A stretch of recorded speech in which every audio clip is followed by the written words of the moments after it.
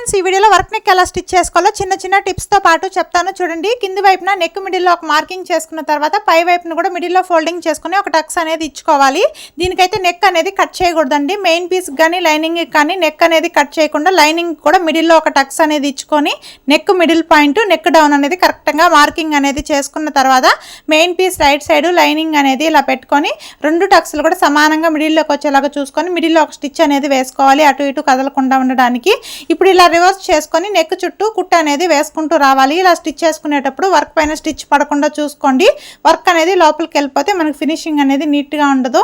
చూడండి, ఇలా నెక్ చుట్టూ కూడా స్టిచ్ అనేది వేసుకుంటూ వచ్చిన తర్వాత ఎక్స్ట్రాగా ఉన్న క్లాత్ అనేది అచ్చు కోసం వదిలిపెట్టి మిగిలిందంతా నీట్గా కట్ చేసుకొని నెక్ చుట్టూ చిన్న చిన్న కట్స్ అనేది ఇచ్చుకొని లైనింగ్ని వెనక్కి తిప్పించి main piece right side neck చుట్టూ కూడా పైకుట్టు అనేది వేసుకుంటూ రావాలి.